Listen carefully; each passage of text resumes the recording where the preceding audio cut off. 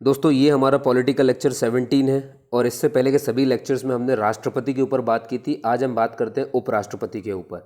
ठीक है, तो सबसे पहले तो आपको यही पता होना चाहिए कि उपराष्ट्रपति का एक पद होगा भारत में, ये किस अनुच्छेद में लिखा है भारतीय संविधान के। तो ये आर्टिकल 63 है जो कि कहता है कि भारत का एक उपराष्ट्रपति होगा। और याद रखिए दोस्तों, क्योंकि वो उपराष्ट्रपति हैं इसीलिए वो राज्यसभा के सभापति रहेंगे, है ना, पदेन सभापति। कई बार क्वेश्चन ये आता है, एक उपराष्ट्रपति राज्यसभा के सभापति क्यों होते हैं, यानी कि पदेन सभापति क्यों होते हैं? क्योंकि वो राज्यसभा के मेंबर हैं इसलिए, क्योंकि वो, तो याद रखिए दोस्तों, उपराष्ट्रपति जो होते हैं ये राज्यसभा के सदस्य नहीं होते हैं, लेकिन उपराष्ट्रपति बनने के लिए राज्यसभा का सदस्य होने की काबिलियत होनी चाहिए, है ना। ये बात समझ रहे हो ना, एलिजिबल होना चाहिए वो बंदा राज्यसभा का सदस्य होने के लिए, लेकिन राज्यसभा का सदस्य होना नहीं चाहिए। बहुत बड़ा फर्क है दोस्तों, याद रखिएगा इस बात का। तो आप देख रहे हैं पूरे भारत में ये एकमात्र ऐसा सदन है राज्यसभा जिसके जो सभापति हैं, है ना, जो कि हमारे उपराष्ट्रपति होते हैं, है ना, क्योंकि वो उपराष्ट्रपति हैं इसीलिए वो राज्यसभा के सभापति होते हैं। ये ध्यान रखिएगा, फ्लो हमेशा यही रहेगा। और ये एक ऐसा सभा है दोस्तों जिसका जो सभापति है वो उसका सदस्य नहीं है। आप देख रहे हैं इस बात को, है ना, वो सदस्य इसके नहीं होते हैं, ये बात ये ध्यान रखिएगा। ठीक है, अब बात आती है कि 63 तो हो गया भैया कि इसमें उपराष्ट्रपति लिखे हुए हैं, इससे 3 आगे बढ़ जाइए, 66 पहुंच जाइए। भाई उपराष्ट्रपति हैं तो ठीक है, उनकी कुछ क्वालिफिकेशन भी तो होंगी, योग्यताएं भी तो होंगी। बिल्कुल दोस्तों, बिल्कुल जैसे राष्ट्रपति की थी वैसे ही है, बस थोड़ा सा अंतर है। वो अंतर क्या है मैं बताता हूँ। राष्ट्रपति भी 35 न्यूनतम उम्र थी, मैक्सिमम क्या है राष्ट्रपति की भी नहीं पता थी, उपराष्ट्रपति की भी नहीं पता है। इस मामले में संविधान ने कुछ भी कहा नहीं है, बस मिनिमम बता के रखा है कि वो 35 होनी चाहिए। भारत का नागरिक होना चाहिए, है ना, मूल नागरिक नहीं होना चाहिए। ध्यान सुनिए, कभी भी आपको मूल नागरिक वगैरह लिखा मिले ये ऑप्शन है ही नहीं। अनुच्छेद में क्या लिखा है हम उससे बात करेंगे आपसे, है ना। तो भारत का नागरिक होना चाहिए, मुद्दा ये है। और 35 मिनिमम उम्र है, इससे ऊपर कितनी भी हो सकती है ये है। ठीक है, किसी लाभ के पद पर नहीं होना चाहिए। लाभ के पद को मैंने अच्छे से आपको राष्ट्रपति के चैप्टर में बताया हुआ है कि लाभ के पद पर नहीं होना चाहिए। देखिए संविधान में ये कहीं नहीं बताया गया है कि लाभ के पद कौन कौन से होते हैं, लेकिन ये ज़रूर बताया गया संविधान में कि लाभ के पद कौन से नहीं होते हैं। जैसे कि राष्ट्रपति का जो पद है वो लाभ का पद नहीं होता, राज्यपाल का पद लाभ का पद नहीं होता, जितने भी केंद्रीय मंत्री हैं, है ना, राज्य मंत्री हैं, ये सारे के सारे जितने भी आप देखते हैं ये बिल्कुल भी लाभ के पद में नहीं आते। ये लिखा हुआ है, कौन सा होता है ये नहीं लिखा हुआ है। ये बहुत अच्छे से याद रखिए, ऑप्शंस में आपको इस तरह से आ सकता है।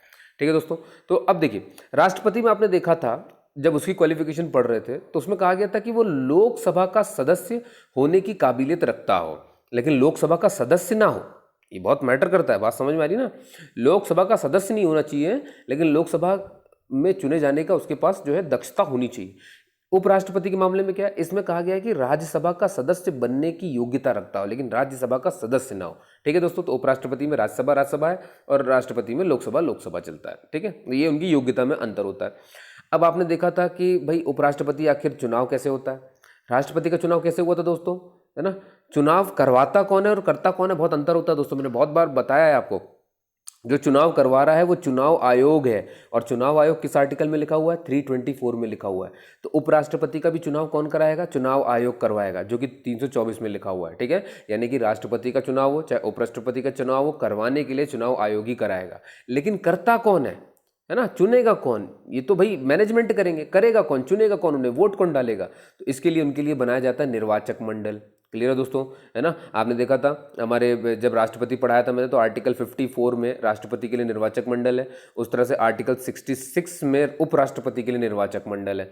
अब आपको दोनों को मैं लेकर के चलूंगा ताकि आपको राष्ट्रपति के निर्वाचक मंडल में और उपराष्ट्रपति के निर्वाचक मंडल में अच्छे से अंतर समझ में आ जाए दोस्तों। देखिए जो हमारे राष्ट्रपति हैं, जो हमारे प्रेसिडेंट हैं, और जो हमारे वाइस प्रेसिडेंट यानी कि उपराष्ट्रपति हैं, थोड़ा सा अंतर समझ लीजिए। इनके निर्वाचक मंडल में मैंने आपसे कहा था राज्यसभा के निर्वाचित सदस्य, है ना, जितने भी राज्यसभा लोकसभा के जितने भी निर्वाचित सदस्य, जितने भी निर्वाचित, ध्यान सुनिए, लेकिन मनोनीत नहीं होने चाहिए। ठीक है ना दोस्तों, बहुत बड़ा अंतर ये है कि प्रेसिडेंट के चुनाव में जो निर्वाचक मंडल बनता है उसमें कोई भी मनोनीत सदस्य मत नहीं दे सकता है है ना। जितने भी निर्वाचित होते हैं वही आ सकते हैं। जितने भी विधानसभाएं हमारे पास, उनके जितने भी एमएलए है ना। लोकसभा और राज्यसभा में तो एमपी रहते हैं, एमपी को हम कहते हैं मेंबर ऑफ पार्लियामेंट, हिंदी में कहते हैं सांसद। लेकिन हमारे जितने भी राज्य हैं उनकी विधानसभाओं में एमएलए होते हैं, मेंबर ऑफ लेजिस्लेटिव असेंबली, यानी कि विधायक, है ना। और ये सारे, और विधानसभाओं में भी कुछ लोग मनोनीत होते हैं, तो वो मनोनीत भी इसमें नहीं आएंगे। सिर्फ विधानसभाओं से भी निर्वाचित लोग और हमारे लोकसभा राज्यसभा जितने भी हैं यहाँ पर, इनके भी सबके सब निर्वाचित सदस्य ही राष्ट्रपति के निर्वाचक मंडल में आते हैं, ये बात ध्यान रखिएगा। और मनोनीत इसमें नहीं आते, लेकिन वाइस प्रेसिडेंट में दोस्तों इसमें सब आते हैं, ठीक है। मतलब कि जैसे लोकसभा में भी और राज्यसभा में भी, आपको मालूम है राज्यसभा में 12 लोग मनोनीत होते हैं राष्ट्रपति के द्वारा, लोकसभा में 2 लोग मनोनीत होते हैं राष्ट्रपति के द्वारा। और ये 2 मनोनीत राष्ट्रपति के मत में भाग नहीं दे सकते, लेकिन जब उपराष्ट्रपति की बारी आएगी तो ये जितने भी मनोनीत हैं ये भी मत दे सकते हैं, और लोकसभा राज्यसभा में जितने निर्वाचित हैं वो भी मत दे सकते हैं। बस अंतर ये पड़ जाएगा कि राष्ट्रपति के चुनाव में आपने देखा था विधानसभा के जो है निर्वाचित सदस्यों ने मत दिया था, यहाँ पे विधानसभा कैंसिल हो गई। यहाँ पर विधानसभा के कोई भी निर्वाचित या मनोनीत कोई नहीं आएगा। बात समझ में आ रही दोस्तों। यानी सबसे बड़ा फर्क ये हो जाएगा राष्ट्रपति और उपराष्ट्रपति के निर्वाचक मंडल में कि इसमें हमारे सभी राज्यों के विधानसभा के निर्वाचित सदस्य निर्वाचक मंडल में होते हैं राष्ट्रपति के, लेकिन यहाँ पे सभी राज्यों के विधानसभाओं के कोई भी निर्वाचित सदस्य कोई नहीं होते हैं। इसमें सिर्फ लोकसभा और राज्यसभा के सदस्य होते हैं, और चाहे वो निर्वाचित हो चाहे मनोनीत हो, दोनों भाग दे सकते हैं, दोनों जो है मत दे सकते हैं, ठीक है ना। बात समझ आ रही है, वोटिंग कर सकते हैं। ये बात क्लियर होगी दोस्तों, ये बिल्कुल क्लियर होनी चाहिए था आपको, है ना। तो यही मैंने आपको बताया हुआ है यहाँ पे। अब देखिए, तो अब क्वेश्चन ये आता कि किस तरह चुने जाते हैं। तो मैंने आपको बताया ना कि निर्वाचक मंडल करता है, निर्वाचक मंडल में उपराष्ट्रपति के बस विभिन्न विधानसभाओं के निर्वाचित सदस्य यानी कि एमएलए हिस्सा नहीं ले सकते हैं, है ना। उपराष्ट्रपति के चुनाव में सिर्फ और सिर्फ एमपी हिस्सा ले सकते हैं। अब एमपी चाहे निर्वाचित होकर के आया हो चाहे मनोनीत होकर आया हो, दोनों हो सकते हैं। ये बात क्लियर हो गई है। अब बात है कि इनका निर्वाचन किस पद्धति से होता है। आपने राष्ट्रपति जब पढ़ा तो उसमें मैंने बताया था आपको कौन सी पद्धति थी, एकल संक्रमणीय। संक्रमणीय का मतलब क्या होता है, हस्तांतरणीय।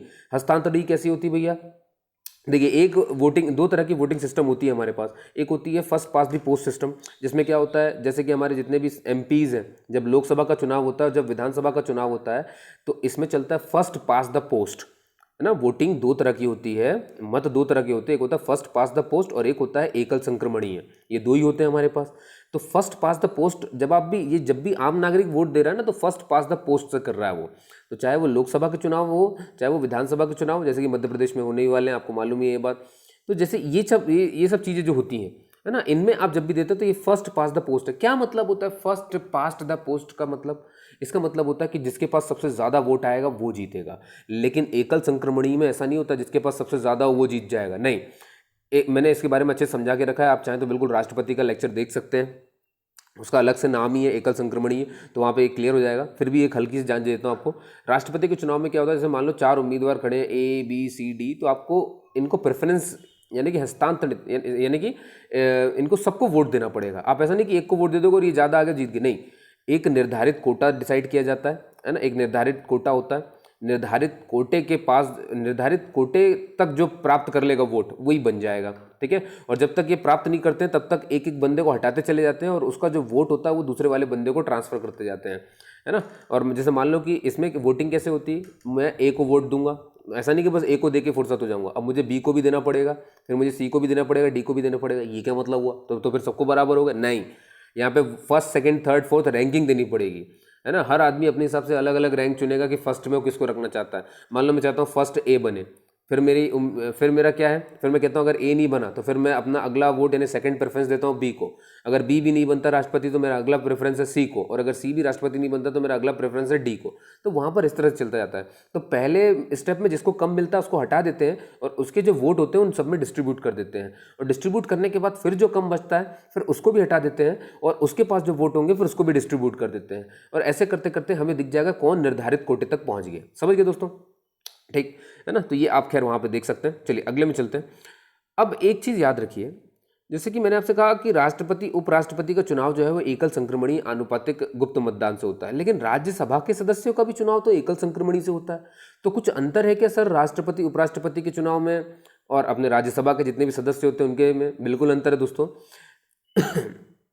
जितने भी राष्ट्रपति उपराष्ट्रपति का जो चुनाव होता है उसका पूरा नाम देखिए, पहले आपको क्लियर हो जाना चाहिए।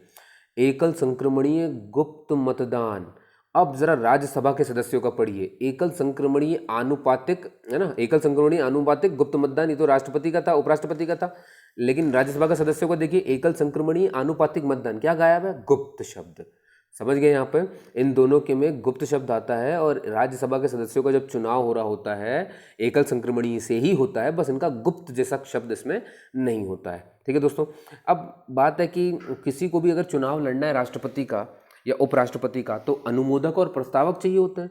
भाई आपका नाम प्रस्ताव करने वाले होने चाहिए, ऐसा नहीं होगा कि बस आपने बोला और हो गया कि भाई लो, नहीं, प्रस्तावक होने चाहिए। तो राष्ट्रपति में जब मैं आपको प्रेसिडेंट पढ़ाया था, मैंने बताया था कितने प्रस्तावक होने चाहिए, 50 प्रस्तावक, और कितने अनुमोदक होने चाहिए, 50। और ये 50 अलग अलग होंगे, है ना। अगर 50 ने आपको प्रस्तावित कर दिया है तो वो 50 अब आपको अनुमोदित नहीं कर सकते हैं।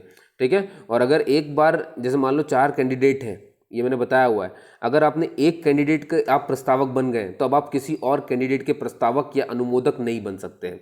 मैं फिर से रिपीट करता हूँ दोस्तों, राष्ट्रपति पद के लिए खड़े होने के लिए 50 प्रस्तावक होने चाहिए, मतलब ये लोग आपका प्रस्ताव रखेंगे, 50 लोग आपका नाम रखेंगे कि भैया हमें ये बंदा पसंद है, और 50 लोग अनुमोदक होने चाहिए, और ये प्रस्तावक और अनुमोदक दोनों अलग अलग होंगे। ये राष्ट्रपति का था। ठीक है, और मैंने बताया कि एक बार अगर आप किसी के प्रस्तावक बन गए तो आप फिर किसी और कैंडिडेट के ना प्रस्तावक बन सकते हैं और ना ही अनुमोदक बन सकते हैं। सेम तरीका है यहाँ पर उपराष्ट्रपति के लिए, बस अंतर यह है कि राष्ट्रपति में 50 अनुमोदक और प्रस्तावक थे, यहाँ पर 20 अनुमोदक हैं, है ना, और 20 प्रस्तावक हैं। ठीक है दोस्तों, और अगेन वही बात है कि अगर आप एक कैंडिडेट एक उपराष्ट्रपति के लिए प्रस्तावक बन गए तो फिर अगले जो कैंडिडेट्स हैं उनके लिए ना ही आप प्रस्तावक बन सकते हैं और ना ही आप उनके अनुमोदक बन सकते हैं। ठीक है दोस्तों, और अब कई बार ये क्वेश्चन आ जाता है कि सर इनकी जब राष्ट्रपति बनना होता है तो कुछ राशि जमा करनी होती क्या, है ना। बिल्कुल राष्ट्रपति की तरह ही होता है, राष्ट्रपति को भी 15,000 रुपये की जमानत राशि भरनी पड़ती है चुनाव लड़ने के लिए, उपराष्ट्रपति को भी उतनी भरनी पड़ती है। लेकिन ये राशि जब्त हो सकती है क्या? बिल्कुल हो सकती है। जितने वोट डले हैं, वैलिड वोट्स, अगर उसका 1/6, है ना, बहुत ध्यान से सुनिए, 1/6, मान लो 600 वोट पड़े, अब इसका 1/6 कितना हो जाएगा? 100 वोट, है ना। अगर 100 वोट, मान लो 3 कैंडिडेट है A B C, ठीक है, इन सभी के 15,000 रुपये जमा हुए होंगे, 15,000 रुपये जमा हुए होंगे। मान लो कि C नहीं लेके आ पाया 100 वोट, है ना, 100 वोट नहीं ला पाया, मतलब वो 600 का 1/6, मतलब 1/6 वोट नहीं ला पाया, तो अब इसकी जो राशि थी ना 15,000 रुपये, वो जमा हो जाएगी। कहाँ जमा हो जाएगी दोस्तों, है ना, क्योंकि वो 1/6 नहीं ला पाया, तो ये RBI में जमा हो जाती है दोस्तों। क्लियर है दोस्तों, है ना। बाकी मैंने आपको ये बता ही दिया कि चुनाव करवाएगा कौन, चुनाव आयोग करवाएगा, आर्टिकल 324 में। हाँ, राष्ट्रपति और उपराष्ट्रपति में दोनों में ही मान लो कि आपको चुनाव में कोई धांधली लगती है, तो प्रेसिडेंट में भी चुनाव में धांधली होने पर आर्टिकल 31 के तहत आप सुप्रीम कोर्ट जा सकते हैं, और अगर वाइस प्रेसिडेंट यानी उपराष्ट्रपति के चुनाव में भी कोई धांधली लगती है तो अगेन आर्टिकल 71 के तहत आप फिर से सुप्रीम कोर्ट जा सकते हैं, और सुप्रीम कोर्ट जो फैसला सुनाएगा वो अंतिम माना जाएगा। अंतिम मानने का मतलब ये है कि अब इसे दोबारा चुनौती नहीं दी जा सकेगी। ये बात क्लियर है दोस्तों। अच्छा, अब आपको ये लगता है कि सर ठीक है, चुनाव आयोग चुनाव करवाता है, लेकिन चुनाव आयोग जब चुनाव करवाता है तो कोई अधिकारी भी तो होता होगा, तो ये अधिकारी कहाँ से आते हैं भैया, है ना। तो याद रखिए दोस्तों, जो चुनाव आयोग जो करवाता है, यानी कि जो मतलब निर्वाचन अधिकारी जो होता है, आपका निर्वाचन अधिकारी की बात कर रहा हूँ मैं, जैसे हम पीठासन अधिकारी भी कहते हैं, प्रिसाइडिंग ऑफिसर भी कहते हैं, याद रख लीजिए, तीनों एक ही चीज़ हो गई, पीठासन अधिकारी, प्रिसाइडिंग ऑफिसर और या फिर निर्वाचन अधिकारी। ठीक है, ये सारे के सारे हो गए एक। अब बात है कि इनमें कौन कौन बनता है। भाई हमारे पास 2 है बड़े बड़े ऑफिसर्स इन चीज़ों में, एक होता है भैया लोकसभा का महासचिव, एक होता है राज्यसभा का महासचिव। तो दोस्तों देखिए, चाहे प्रेसिडेंट का चुनाव होता है, चाहे वाइस प्रेसिडेंट का चुनाव होता है ना, जैसे मान लो कि अब प्रेसिडेंट के चुनाव में एक बार लोकसभा का महासचिव जो है पीठासन अधिकारी बनेगा, अगर एक बार ये बन चुका है तो अगली बार जब चुनाव होगा तो अब राज्यसभा का जो क्या कहना चाहिए महासचिव है वो पीठासन अधिकारी बनेगा। सेम आ जाएगी वाइस प्रेसिडेंट में, अगर एक बार यहाँ पर राज्यसभा का बन चुका है महासचिव, है ना, पीठासन अधिकारी, तो अगली बार बनेगा लोकसभा का पीठासन अधिकारी। क्लियर हो रहा है, मतलब एक के बाद एक, है ना, इवन ऑड की तरह बिल्कुल काम करते हैं, एक बार लोकसभा का एक बार राज्यसभा का। ठीक है, तो ये आपसे पूछा जा सकता है, तो याद रखिएगा क्या लगातार होता है, कोई एक ही होता है क्या, प्रेसिडेंट में सिर्फ लोकसभा महासचिव ही पीठासन अधिकारी होता है, या सिर्फ राज्यसभा का ही महासचिव ही हो सकता है, या दोनों हो सकते हैं, दोनों नहीं हो सकते हैं, कोई और होता है है ना, कि मुख्य चुनाव आयुक्त होता, समझ रहे हैं ना, ऐसे क्वेश्चन आते हैं। तो याद रखिए लोकसभा के महासचिव पीठासन अधिकारी होते हैं। अगर एक बार लोकसभा का बन गया है तो अगली बार राज्यसभा का बनेगा, अब राज्यसभा का बन गया है तो लोकसभा का बनेगा, और ये दोनों के ही चुनाव में होता है, प्रेसिडेंट के भी और वाइस प्रेसिडेंट के भी। ठीक है दोस्तों, चलिए अब आगे चलते हैं। अब देखिए, अब आपने आर्टिकल 63 के तहत उनको भैया राष्ट्रपति है, उपराष्ट्रपति होगा हमारा, 66 के तहत उनकी क्वालिफिकेशन देख ली, निर्वाचक मंडल देख लिया, है ना, कौन होंगे कौन नहीं होंगे ये भी देख लिया। अब उनको शपथ भी दिलवा देते हैं। तो 69 तीन और आगे बढ़ जाओ, फिर शपथ आ गई, शपथ दिलाओगे अब इनको। अच्छा, अब हमने तो शपथ भैया राष्ट्रपति को भी दिलाई थी, तो राष्ट्रपति किस बात की शपथ खा रहे थे और उपराष्ट्रपति किस बात की शपथ खाएंगे? राष्ट्रपति ने शपथ खाई थी संविधान के रक्षा की, लोगों की रक्षा की, याद रखिए, है ना, संविधान की रक्षा की शपथ खाने वाले थे राष्ट्रपति। लेकिन उपराष्ट्रपति रक्षा की नहीं खाते हैं, ये खाते हैं संविधान के निष्ठा की, है ना, कि संविधान की निष्ठा बनाई रखे। ये देखिए, संविधान के प्रति निष्ठा की शपथ खाते हैं उपराष्ट्रपति। अब इन्हें उपराष्ट्रपति को शपथ दिलाता कौन है? ये वाली ये दिलाते हैं खुद प्रेसिडेंट। क्लियर हो गया? प्रेसिडेंट को, है ना, ये मैंने आपको बताया दोस्तों। अच्छा, एक चीज़ याद रखिए अब इसमें, जैसे कि आपने देखा होगा कि अनुसूची 3 जो है, जब आप पढ़ेंगे अनुसूची 2 क्या कहती है? अनुसूची 2 कहती है वेतन के बारे में। मैं भी उसमें भी आऊँगा कि उपराष्ट्रपति की वेतन कैसे आती है ना। तो उपराष्ट्रपति की वेतन होती भी कि नहीं होती है उसके पद के हिसाब से, क्योंकि भैया उपराष्ट्रपति तो राज्यसभा का पदेन अध्यक्ष भी होता है। तो कहीं ऐसा तो नहीं कि उसको राज्यसभा के, तो क्वेश्चन यही आ जाता है कि उपराष्ट्रपति को उपराष्ट्रपति के पद की तनख्वाह मिलती है, या फिर उपराष्ट्रपति को, क्योंकि वो राज्यसभा के पदेन अध्यक्ष होते हैं, तो राज्यसभा के पदेन अध्यक्ष के रूप में उन्हें तनख्वाह मिलती है। ये क्वेश्चन आ चुका है दोस्तों। तो आपको ये भी समझना पड़ेगा कि ये अगर एक ही व्यक्ति 2 तरीके से कार्य कर रहा है तो आखिर तनख्वाह किस पोस्ट की लेते होंगे। तो ये जो जानकारी होती है ना, संवैधानिक पदों, जितने भी हमारे पास संवैधानिक पद हैं, प्रधानमंत्री, राष्ट्रपति, है ना, जितने भी संवैधानिक पद हैं, केंद्रीय मंत्री हो गए, रेल मंत्री, जितने भी होते हैं, इन सभी के लिए जो है ना, आपने देखा होगा अनुसूची 2 में उनके तनख्वाह के बारे में बताया गया है। जितने भी संवैधानिक पद होते हैं उनके बारे में बताया गया है। लेकिन दोस्तों उस अनुसूची 2 में उपराष्ट्रपति के वेतन के बारे में कोई जानकारी नहीं है। समझ पा रहे हैं? उसमें कोई उल्लेख नहीं किया कि उपराष्ट्रपति के क्या मिलेगा। इसका मतलब क्या हुआ कि इनको जो तनख्वाह मिलती है वो मिलती है राज्यसभा के सभापति के रूप में, इन्हें तनख्वाह दी जाती है। उपराष्ट्रपति के लिए कोई भी उल्लेखित नहीं है कि इनकी तनख्वाह या ये सब होगी। ये बात क्लियर होगी? मैं आपसे फिर से बोलता हूँ, उपराष्ट्रपति के पद के लिए उनको कोई तनख्वाह नहीं मिलती। उन्हें जो तनख्वाह मिलती है वो मिलती है क्योंकि वो राज्यसभा के पदेन सभापति हैं। तो पदेन सभापति होने के नाते उन्हें मिलती है तनख्वाह। उपराष्ट्रपति होने के नाते उन्हें कोई तनख्वाह मिलती नहीं है। ये बात क्लियर रखिएगा दोस्तों, ठीक है। तो ये अनुसूची 2 की बात थी। अभी हम बात करते हैं अनुसूची 3 में। अनुसूची 3 ये कहती है, ये शपथ के बारे में है ना, जितने भी हमारे शपथ होते हैं। याद रखिए दोस्तों, अनुसूची 3 में 3 लोगों की शपथ का कोई वर्णन नहीं है। मैं आपको फिर से क्लियर कर देता हूँ, वो कौन कौन से? एक राष्ट्रपति हैं, एक उपराष्ट्रपति, और तीसरे हमारे राज्यपाल हैं। ये 3 ऐसे हैं जिनका अनुसूची 3 में कोई शपथ के बारे में उल्लेख नहीं है। बाकी सब का उल्लेख मिलेगा आपको, बस 3 का नहीं मिलेगा। तो ये 3 का कहाँ है? इन तीनों का शपथ जो है इनके संबंधित अनुच्छेद में है। मतलब इनके लिए अनुच्छेदों में इनके शपथ रख दिए गए हैं, अनुसूची में नहीं रखे गए हैं। ये बात बहुत अच्छे से क्लियर रखिएगा, ठीक है। तो कहाँ है उपराष्ट्रपति की शपथ? ये है आर्टिकल 69 में। फिर राज्यपाल पढ़ाऊंगा, राष्ट्रपति पढ़ा चुका हूँ आपको, ठीक है, आप देख सकते हो वीडियो भी।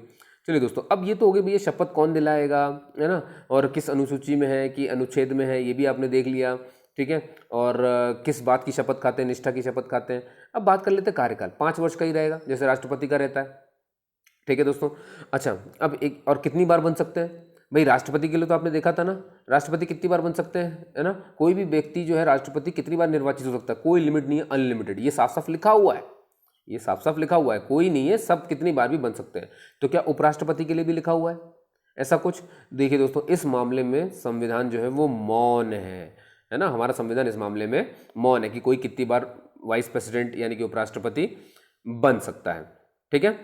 अब एक चीज याद रखिए, 5 वर्ष का कार्यकाल तो होता है, लेकिन 5 वर्ष खत्म होने वाला होगा और नया चुनाव जब होने वाला होगा, तो जब तक जो नया चुन के आया है, जब तक नया वाला बंदा अपने उपराष्ट्रपति के पद पर बैठ नहीं जाता, तब तक पुराने वाला जो है वो अपने पद को छोड़ नहीं सकता है।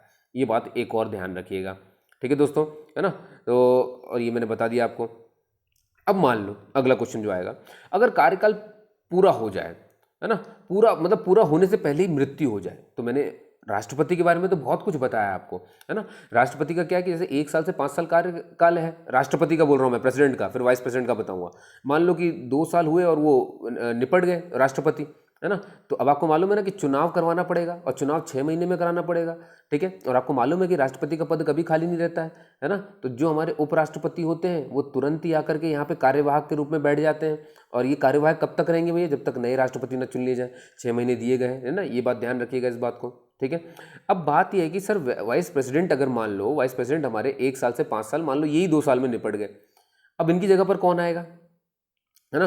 क्या इनके लिए कुछ है ऐसा कि मतलब 6 महीने में चुनाव कराने पड़ेंगे जैसे कि राष्ट्रपति में था? तो याद रखिए दोस्तों, उपराष्ट्रपति के लिए 6 महीने में चुनाव कराने जैसा कोई वार्ता, कोई बात कहीं संविधान में नहीं दी गई है, कोई प्रावधान नहीं दिया गया है। ये 6 महीने का प्रावधान सिर्फ प्रेसिडेंट के लिए है, वाइस प्रेसिडेंट के लिए नहीं है। मैं आपको दोनों टॉपिक लेके चल रहा हूँ ताकि आपको क्लैरिटी आ जाए दोस्तों, ठीक है।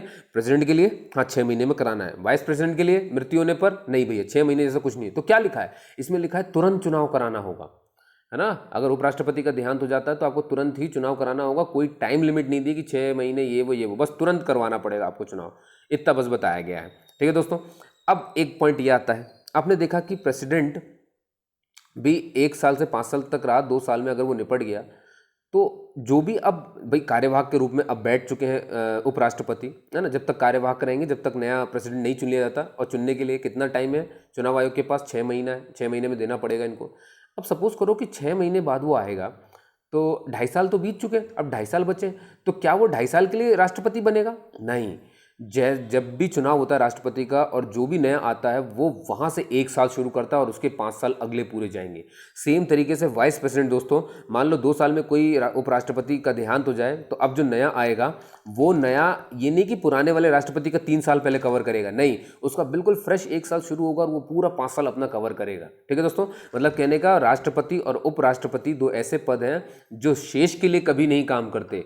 शेष यानी बचा हुआ समय किसी का नहीं व्यतीत करते, ये अपना पूरा समय इस्तेमाल करते हैं, जब से ये बनते हैं तब से इनका स्टार्ट होता है। तो फिर किसके लिए होता है? देखिए हाँ, लेकिन लोकसभा का चुनाव और विधानसभा का चुनाव, ये जितने भी आप ये चुनाव देखते हो ना, मान लो कोई लोकसभा सांसद है भाई, वो भी 5 साल के लिए ही बना हुआ है, लेकिन उसका देहांत हो जाए 2 साल में, अब 3 साल जो बचे हुए हैं, तो अब ये लोकसभा सीट तो खाली रह नहीं सकती है, इसमें भी चुनाव तो कराना पड़ेगा। तो जब इसमें चुनाव कराओगे तो अब जो लोकसभा और विधानसभा के चुनाव होते हैं इनमें जो बंदा आता है तो भैया ये बना हुआ है शेष के लिए, इनके लिए अलग से 5 साल नहीं शुरू हो जाएगा, है ना। समझ रहे ना आप मेरी बात? ये बनेंगे शेष के लिए कि भाई कितने साल, जो पुराना सांसद जिसका देहांत हो गया 2 साल करके गया है, 3 साल बचे हैं, तो जो नया सांसद आया है वो 3 साल के लिए चुना गया है। ये बहुत अच्छे से समझ लीजिए। तो लोकसभा और विधानसभा में ऐसा होता है, लेकिन राष्ट्रपति और उपराष्ट्रपति के लिए ये सब नहीं होता है। वो जब से चुने जाते हैं उनका 5 साल वहां से शुरू होता है। भले ही पुराना राष्ट्रपति उपराष्ट्रपति 2 साल निपटा के गया हो, 3 साल निपटा के गया हो या 1 साल निपटा के गया हो, 1 साल भी निपट गया उसके भी फर्क नहीं पड़ता। अगला राष्ट्रपति जो नया चुन के आएगा उसका 5 साल वापस से शुरू होगा।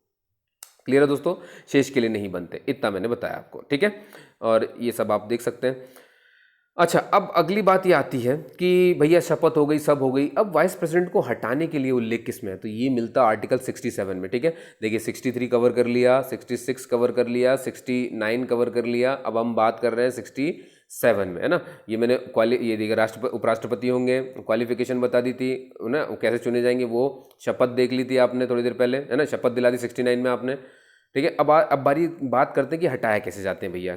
देखिए राष्ट्रपति को तो महाभियोग से हटाया जाता है, आर्टिकल 61, नो डाउट। आपको पता है महाभियोग के लिए भैया क्या बताया था मैंने आपको, है ना, आपको याद होना चाहिए 1/4 बंदे जो होने चाहिए प्रस्तावक होने चाहिए, चाहे वो लोकसभा में प्रस्ताव कर लें चाहे राज्यसभा में प्रस्ताव कर लें, फर्क नहीं पड़ता, है ना। और ये मतलब ये 1/10 मैंने बताया था। अच्छा, अब बात करते हैं उपराष्ट्रपति की। तो वहां पर तो भैया बड़े मतलब महाभियोग लाने के लिए बड़ा खतरनाक मामला चलता है। अब इसमें क्या है दोस्तों, आर्टिकल 67 में क्या है, इसमें कैसे करेंगे?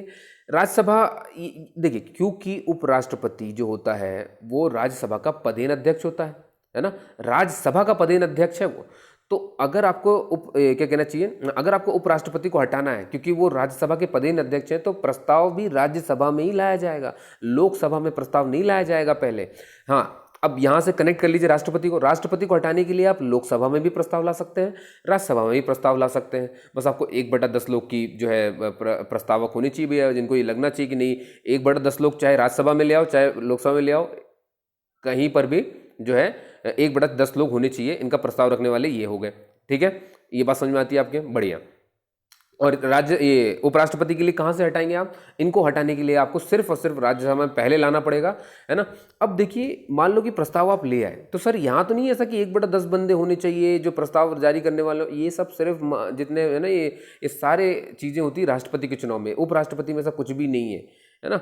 उपराष्ट्रपति के लिए आपको हटवाना है तो सीधे राज्यसभा में प्रस्ताव लेकर के आओ, और वहाँ से पारित भी कितनी आसानी से हो जाएगा। ये देखो जरा, तत्कालिक सदस्य जितने हैं वहाँ पे, तत्कालिक मान लो कि जैसे राज्यसभा में अभी कितने हैं, 245 हैं, मान लेते कि 45 बंदे नहीं आए, सिर्फ 200 उपलब्ध है ना। देखो तत्कालिक बोला ना, तत्कालिक सदस्य संख्या के बहुमत से। अब 200 का बहुमत कितना होगा, इसका आधा कर लो 100 और 1 जोड़ लो तो 101 है ना। 101 है इसका बहुमत, 200 में 101 को ही बहुमत कहते हैं। तो मान लो 101 ने बोल दिया कि हाँ भैया हटा दो, तो राज्यसभा से पारित हो गया, ये प्रस्ताव हो गया, काम खत्म। इसे कहते हैं कि जितने लोग मौजूद हैं उस समय उनकी बहुमत, बस, है ना, मतलब आधे से ज़्यादा उनके, बस वो पारित कर दे। मौजूद लोग का बोला गया, ये बहुत ध्यान सुनिएगा, तत्कालिक रूप से। ये मत सोचिएगा कि 245 से, बिल्कुल नहीं, जितने लोग मौजूद हैं बस उन मौजूद लोगों के आधे से ज़्यादा लोग जो हैं प्रस्ताव को पारित कर दें। पारित हो गया राज्यसभा से, अब जाएगा लोकसभा में। लोकसभा में भी बिल्कुल आम तरीके से होगा दोस्तों, है ना। लोकसभा में भी क्या है कि जितने लोग वहाँ पर मौजूद हैं, है ना, जो मौजूद लोग हैं बस उनकी सहमति, ठीक है। अब मौजूद लोग की सहमति का मतलब क्या, जितने लोग प्रेजेंट हैं उनका बहुमत। जैसे मान लो कि 500 की, भाई 545 की है सीटें, है ना, 545 है हमारे पास सीटें लोकसभा में, तो मान लो 500 आए तो इसका आधा 250, तो 251 ये हो गया भैया यहाँ से। लो, अगर 251 ने हाँ बोल दिया तो लो पारित हो गए भैया। क्लियर हो गई बात। हाँ, लेकिन याद रखिए दोस्तों, 50 कोरम मौजूद होना चाहिए। लोकसभा की बैठक नहीं हो सकती अगर कोरम नहीं है। तो कोरम कितने मेंबर होने चाहिए, 55 मेंबर।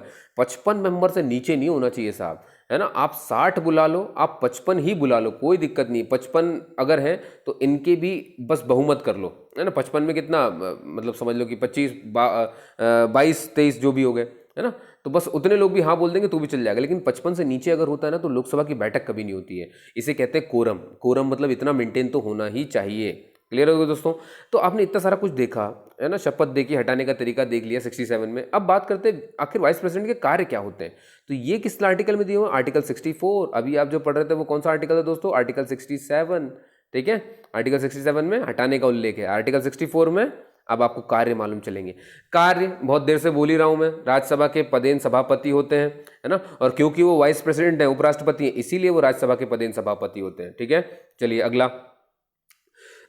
और ये अच्छा, ये ध्यान रखिए, ये जो अभी आपने थोड़ी देर पहले पढ़ा ना मुझसे, आर्टिकल 64, जिसमें ये कहा गया है कि राज्यसभा के पदेन सभापति होंगे जो उपराष्ट्रपति हैं, वो, है ना, ये 64 वाला आर्टिकल सेम रिपीट हुआ है आर्टिकल 89 में भी। यही बात कही गई है कि उपराष्ट्रपति जो होंगे वो राज्यसभा के पदेन सभापति कहलाएंगे और होंगे, ठीक है दोस्तों।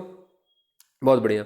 और यहाँ देखिए, मैंने आपसे वेतन के बारे में बताया था अनुसूची 2 के लिए, है ना, कि भाई राज्यसभा के जो पदेन सभापति होते हैं इनका उल्लेख नहीं है ना, इनके बारे में कोई नहीं दिया गया। और मैंने आपको बता ही दिया है कि उपराष्ट्रपति को उपराष्ट्रपति होने की वजह से कोई तनख्वाह नहीं मिलती है।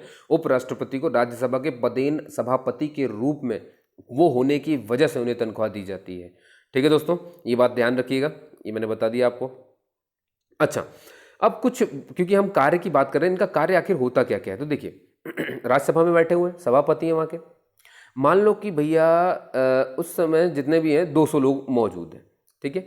100 कोई प्रस्ताव आया, मैं शक्तियाँ बता रहा हूँ इनके पास क्या शक्ति है। कोई प्रस्ताव आया और 100 लोगों ने भैया उस प्रस्ताव पे हाँ कह दिया और 100 लोगों ने उस पर ना कह दिया, मामला अटक गया, क्योंकि 100 पक्ष में है और 100 विपक्ष में है।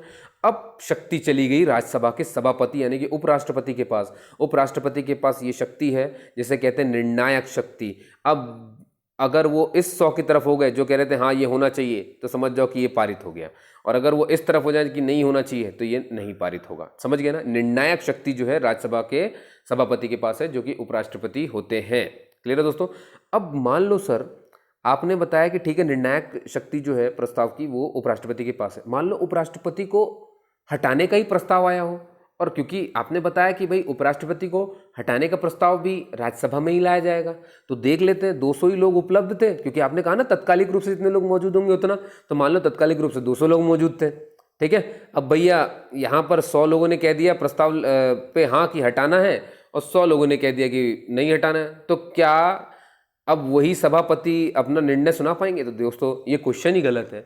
जिसके खिलाफ भी आप प्रस्ताव ला रहे हो, मतलब मान लो कि अगर आप प्रस्ताव ला रहे हो उनके खिलाफ, है ना, अगर वो सभापति हैं तो जब उनके खिलाफ ऐसे हटाने वाला प्रस्ताव लाया जाता है तब सभापति अपनी सीट पर नहीं होते हैं, तब जो उपसभापति होता है, और उपसभापति कौन होता है? उपसभापति दोस्तों राज्यसभा का सदस्य होता है, लेकिन जो सभापति होता है, क्योंकि वो उपराष्ट्रपति था इसलिए वो राज्यसभा का सदस्य बना था, समझ रहे हैं, राज्यसभा के सॉरी सदस्य बना नहीं है, जो उपराष्ट्रपति होता है वो राज्यसभा का पदेन अध्यक्ष बनता है, लेकिन वो इनका सदस्य नहीं होता है। लेकिन आपको मालूम है ना, सदन में दो लोग होते हैं, एक सभापति और एक उपसभापति होते हैं। तो सभापति तो आपने पढ़ लिया, उपसभापति कहाँ से आएगा भैया? इनकी कहानी क्या, ये आएंगे राज्यसभा से चुन के, ये राज्यसभा के सदस्य होते हैं। तो याद रखिए, जो सभापति होता है वो राज्यसभा का सदस्य नहीं होता है, लेकिन जो उपसभापति होता है वो राज्यसभा का सदस्य होता है। ये क्लियर होगी? तो अब आपने देखा कि जिसके खिलाफ अगर आप सभापति के खिलाफ जो प्रस्ताव लेकर के आए उन्हें हटाने का, तब उस समय वो पद पे नहीं रहेंगे, और जब वो पद पे नहीं तो उपसभापति पद पे रहेंगे।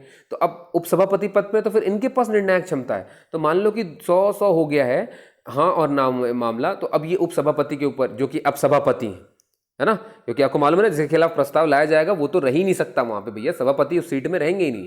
तो उप सभापति के पास अब फिर से वही पावर है, तो वो बोल देंगे भाई अगर इधर वोट कर दिया तो हटा दिया जाएगा, फिर उनको, समझ गया ना, प्रस्ताव हो गया पारित, फिर जाएगा लोकसभा में। ये बात क्लियर हुई दोस्तों? ये एक चीज थी, है ना। अब बात कर लेते दोस्तों कि जैसे कि मैंने आपको बताया कि राष्ट्रपति जो है संविधान की रक्षा की शपथ खाते हैं, और उपराष्ट्रपति जो है संविधान के प्रति निष्ठा की शपथ खाते हैं। कई बार क्वेश्चन ये पूछ लेते लोग सर कि जैसे उपराष्ट्रपति की क्योंकि उन्होंने शपथ खाई होगी, है ना, उपराष्ट्रपति के रूप में उन्होंने शपथ खा ली थी, किसकी खाई थी उन्होंने? संविधान की निष्ठा की।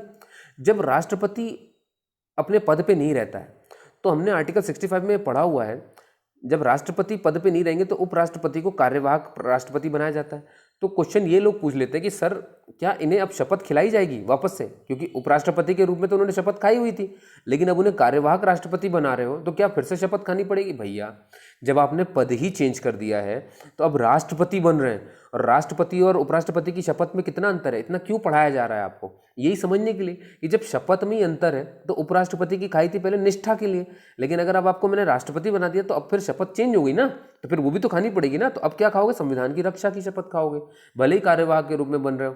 क्लियर है दोस्तों? इस बात को ध्यान रखिएगा। अच्छा, अब क्वेश्चन आते हैं कि यदि उपराष्ट्रपति का पद खाली हो और राष्ट्रपति अपने पद पर ना हो, देखिए बहुत ध्यान सुनिए, पहले ही बोल दिया गया है कि जो वाइस प्रेसिडेंट, अभी तक हम ये पढ़ रहे थे कि प्रेसिडेंट अगर नहीं है तो वाइस प्रेसिडेंट को उठा करके बना दो कार्यवाहक। मान लो वाइस प्रेसिडेंट हो ही नहीं, है ना, अब ये बड़ा खतरनाक मामला हो गया भैया, वाइस प्रेसिडेंट अपने पद पे नहीं है और प्रेसिडेंट जो है कुछ देहांत हो गए, मर गए, खत्म हो गए, जो भी है, अब ये तो है ही नहीं, तो फिर अब किसको बनाओगे भैया, है ना? अब ये तो दोनों ही पोस्ट खाली हो गई एक साथ, ऐसे कंडीशन में क्या करेंगे? तो याद रखिए दोस्तों, जब प्रेसिडेंट का पद खाली हो, है ना, तो किसको बनना होता है? वाइस प्रेसिडेंट को बनना होता है। और अगर वाइस प्रेसिडेंट भी अपने पद पर नहीं है, तब सुप्रीम कोर्ट के चीफ जस्टिस ऑफ इंडिया यानी कि भारत के मुख्य न्यायाधीश को कार्यवाहक रूप में राष्ट्रपति पद पर बिठाया जाता है। अब आप बोलेंगे सर ये किस आर्टिकल में लिखा है? तो दोस्तों इस बात का संविधान के किसी भी अनुच्छेद में या कहीं पर भी कोई उल्लेख नहीं किया गया है। ये बात आप अच्छे से ध्यान रखिए, ठीक है? तो फिर कहाँ लिखा हुआ है सर? क्या अपने मन से ही काम हो जाता है? नहीं, कानून बनाया गया है, संसद के पास शक्ति है और संसद ने अपनी शक्ति का इस्तेमाल किया है। 1969 में एक कानून बनाया गया, राष्ट्रपति उत्तराधिकार अधिनियम, है ना, एक कानून बनाया गया। क्या है? इसी कानून में ही लिखा गया कि भैया अगर राष्ट्रपति, है ना, नहीं है तो उपराष्ट्रपति उनका कार्यवाहक राष्ट्रपति बनेंगे, और अगर उपराष्ट्रपति भी नहीं है तो ऐसी स्थिति में सुप्रीम कोर्ट के चीफ जस्टिस ऑफ इंडिया कार्यवाहक राष्ट्रपति बनेंगे। और मान लीजिए कि चीफ जस्टिस ऑफ इंडिया भी पद पे नहीं है, तो फिर सुप्रीम कोर्ट के जो वरिष्ठतम जज होंगे, न्यायाधीश होंगे, यानी कि सीजेआई के जो नीचे होंगे, फिर उनको कार्यवाहक राष्ट्रपति बनाया जाएगा। समझ भाई दोस्तों बात, है ना? ये सब कहाँ लिखा हुआ है आपसे कभी पूछा जाए तो? ये सब लिखा हुआ आर्टिकल ये लिखा हुआ 1969 में बना कानून, राष्ट्रपति उत्तराधिकार अधिनियम। क्लियर है दोस्तों? अब एक क्वेश्चन इसमें से यहाँ एक बन ही जाता है कि अब तक कितने उपराष्ट्रपति जो हैं, कितने उपराष्ट्रपति ऐसे हैं जो कार्यवाहक राष्ट्रपति के रूप में काम करने का मौका मिला है? तो आपको मालूम होना चाहिए दोस्तों 3 कार्यवाहक उपराष्ट्रपति बने हैं, ठीक है, और इनमें से 2 उपराष्ट्रपति हैं, है ना? ध्यान सुनिए, मैंने क्या कहा? 3 कार्यवाहक राष्ट्रपति अब तक बन चुके हैं भारत में, और इनमें से 2 जो हैं वो उपराष्ट्रपति थे। तो उपराष्ट्रपति थे इसलिए कार्यवाहक बन गए, मतलब एक ऐसा होगा जो उपराष्ट्रपति नहीं था, है ना, कोई और था, और वो बना कार्यवाहक राष्ट्रपति। तो आप समझ गए होंगे कि कौन सी स्थिति होगी, जब उपराष्ट्रपति भी नहीं था तो किसी सुप्रीम कोर्ट के चीफ जस्टिस को बनाया गया होगा। ये स्थिति आई ही थी और जिस समय कानून पारित हुआ उसी समय ये आई थी, और ये थी 1969 में ही। मैं आपको क्लियर करता हूँ ये बात। 1969 में दोस्तों हमारे जो राष्ट्रपति थे डॉक्टर जाकिर हुसैन साहब, इनका देहांत हो जाता है। अब उस समय उपराष्ट्रपति भी रहे होंगे, तो उस समय जो उपराष्ट्रपति थे वो थे वीवी गिरी, है ना। तो जैसे देहांत हो गया, वीवी गिरी साहब को कार्यवाहक राष्ट्रपति बना दिया गया। लेकिन स्थिति देखिए, चुनाव आ गए, चुनाव की वजह से वीवी गिरी जी ने अपने कार्यवाहक राष्ट्रपति के पद से इस्तीफा दे दिया। अब आप देख रहे हैं, राष्ट्रपति तो था ही नहीं, तो उपराष्ट्रपति कार्यवाहक थे, उपराष्ट्रपति जो कार्यवाहक बने थे तो वो भी हट गए। तो आप देख रहे हो एक साथ दो पद खाली हो गए। तो अब सोचा गया भैया अब किसको बनाए भाई, क्योंकि राष्ट्रपति का पद तो कभी खाली नहीं रह सकता दोस्तों, ये तो तय था। तो उस समय हमारे क्या कहना चाहिए, सुप्रीम कोर्ट के चीफ जस्टिस थे मोहम्मद हिदायतुल्लाह साहब, है ना, मोहम्मद हिदायतुल्लाह साहब। फिर उनको बुलाया गया और उनको, ये देखिए, मोहम्मद हिदायतुल्लाह साहब को फिर बनाया गया कार्यवाहक राष्ट्रपति। क्लियर है दोस्तों। यानी कि कहानी ऐसी कि जाकिर हुसैन साहब राष्ट्रपति हट गए, वीवी गिरी जी गए कार्यवाहक राष्ट्रपति बने, लेकिन चुनाव आ रहे थे, उन्हें लड़ना था राष्ट्रपति का चुनाव, तो उन्होंने इस्तीफा दे दिया, जबकि ज़रूरत नहीं थी, लेकिन इस्तीफा तो दे दिया, राष्ट्रपति का पद खाली नहीं हो सकता। तो फिर 1969 के कानून के तहत हमने मोहम्मद हिदायतुल्लाह साहब को बना दिया। समझ पा रहे दोस्तों, है ना। तो आप देख रहे हैं क्या हो रहा है, अभी आपके पास एक नाम, दो उपराष्ट्रपति हो गए, दो लोग ऐसे हो गए जो कार्यवाहक बन चुके हैं। कौन? एक तो खुद अपने वीवी गिरी साहब, है ना, ये बन गए थे क्योंकि ये उपराष्ट्रपति थे, है ना, जाकिर हुसैन के बनने के बाद ये बन गए कार्यवाहक। और एक अपने मोहम्मद हिदायतुल्लाह, ये तो उपराष्ट्रपति नहीं थे ये तो उपराष्ट्रपति नहीं थे, ये तो सीजेआई थे, ठीक है। लेकिन वीवी गिरी जी की भी हटने के बाद ये बन गए। तो आप देख रहे हो ना, एक उपराष्ट्रपति हो चुका है और एक ये हो गए, तो दो लोग तो हो गए, उनमें से एक उपराष्ट्रपति और एक सीजेआई थे, एक और बचा है, वो भी कौन है? उपराष्ट्रपति। और ये मामला आया दोस्तों 1977 में। उस समय हमारे जो तत्कालीन राष्ट्रपति थे वो थे फखरुद्दीन अली अहमद साहब, है ना। और जो इनका भी देहांत हो जाता है, 1977 की बात है। तो उपराष्ट्रपति जो थे हमारे बीडी जत्ती थे, है ना। फखरुद्दीन अली के टाइम पर बीडी जत्ती साहब हमारे उपराष्ट्रपति थे। जैसे ही इनका देहांत होता है फखरुद्दीन अली अहमद साहब का, तो बीडी जत्ती साहब तुरंत कार्यवाहक राष्ट्रपति बनते हैं। तो आपको दिख रहा है, एक तो वीवी गिरी उपराष्ट्रपति थे, कार्यवाहक बने, ये पहले उपराष्ट्रपति हुए, है ना, और ये पहले ही उपराष्ट्रपति हैं। दूसरे उपराष्ट्रपति हमारे जो बीडी जत्ती हैं। याद रखिए, दूसरे उपराष्ट्रपति पूछा जाए जो कार्यवाहक बने तो वो बीडी जत्ती हैं, लेकिन सिर्फ पूछा जाए कि दूसरे कार्यवाहक कौन बने थे, तब आपको बोलना है मोहम्मद हिदायतुल्लाह साहब। क्वेश्चन बहुत अच्छे से आएगा, है ना, बहुत झोल-झाल करते हैं, आपको ध्यान रखना है। पहले कार्यवाहक राष्ट्रपति कौन बनाए गए? पहले उपराष्ट्रपति बताओ जो कार्यवाहक राष्ट्रपति बने, तो वीवी गिरी कहना। दूसरे उपराष्ट्रपति बताओ जो कार्यवाहक राष्ट्रपति बने, तब बीडी जत्ती कहना। सिर्फ पूछा जाए कि दूसरे कार्यवाहक राष्ट्रपति कौन बने, है ना, अगर उपराष्ट्रपति ना बोले, सिर्फ इतना बोल दे कि दूसरे कार्यवाहक राष्ट्रपति कौन बने, तब मोहम्मद हिदायतुल्लाह साहब कहना। क्लियर है दोस्तों। तो आप देख रहे हैं, तीन कार्यवाहक हमारे उपराष्ट्रपति, तीन कार्यवाहक राष्ट्रपति बने, उनमें से दो जो है उपराष्ट्रपति थे और एक हमारे चीफ जस्टिस ऑफ इंडिया थे। क्लियर है दोस्तों। इतनी देर तक आपने मुझे सुना, उसके लिए बहुत बहुत धन्यवाद दोस्तों, है ना। अगले वीडियो में मिलेंगे प्रधानमंत्री के साथ, तब तक के लिए जय हिंद क्लास।